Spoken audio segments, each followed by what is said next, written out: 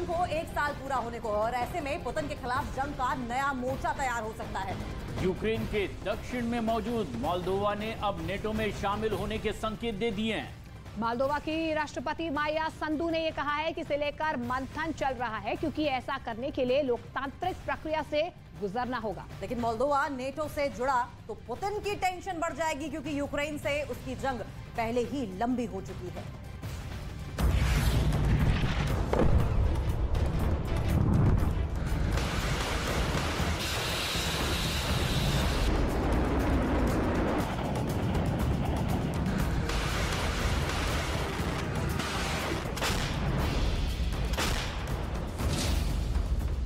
महायुद्ध में होगी मोल्दोवा की एंट्री।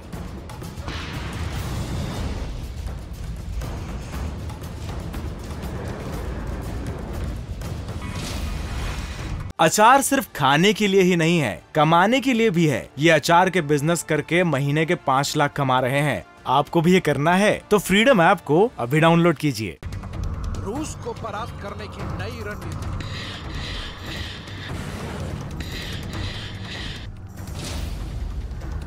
युद्ध के नए मोर्चे में फंसेंगे पुतिन। युद्ध के मोर्चे से आई नई खबर पुतिन को बहुत परेशान कर देगी। यूक्रेन युद्ध लड़ रही पुतिन की सेना के हौसले तोड़ने वाली है ये खबर, क्योंकि पुतिन की सेना के पास पहले से खुद को नाटो के हथियारों से बचाने की चुनौती है। लेकिन अब खबर है कि यूक्रेन युद्ध में उसके पड़ोसी देश मोल्दोवा की एंट्री हो सकती है।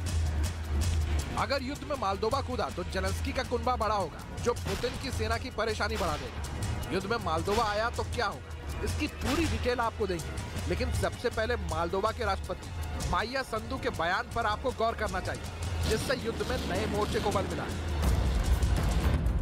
क्या हम ये अकेले कर पाएंगे या हमें बड़े गठबंधन का हिस्सा होना होगा?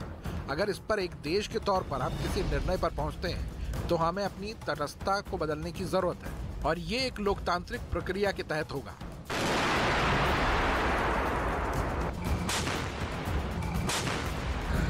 युद्ध में पुतिन के साथ गिने चुने ही देश हैं या ऐसे गठबंधन शामिल हैं जो किसी सैन्य गठबंधन का हिस्सा नहीं है। लेकिन जेलेंस्की की सबसे बड़ी ताकत है नाटो, जिसका हिस्सा नहीं होने के बाद भी जेलेंस्की को भरपूर मदद मिल रही है।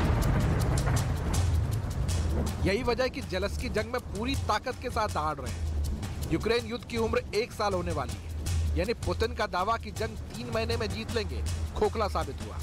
और अगर इस जंग में नए मोर्चे की एंट्री हुई तो जंग न सिर्फ लंबा खिंचेगा बल्कि तबाही और ज्यादा हो, क्योंकि अब मोल्दोवा ने किसी बड़े गठबंधन में शामिल होने की इच्छा जताई है, जो इशारा है कि वो नाटो में शामिल होना चाहता है, क्योंकि नाटो ही सबसे बड़ा सैन्य गठबंधन है जो जंग के बीच सुरक्षा की गारंटी दे सकता है। क्योंकि यूक्रेन युद्ध शुरू होने से ही मोल्दोवा डरा हुआ था। यूक्रेन के दक्षिणी हिस्से में मौजूद मोल्दोवा कभी सोवियत यूनियन का हिस्सा रहा है। मोल्दोवा को डर सता रहा है कि अगर रूस युद्ध जीता तो अगला हमला उस पर होगा। इसी डर से मोल्दोवा में यूक्रेन युद्ध के 10 दिन बाद ही मार्शल लॉ लागू कर दिया गया।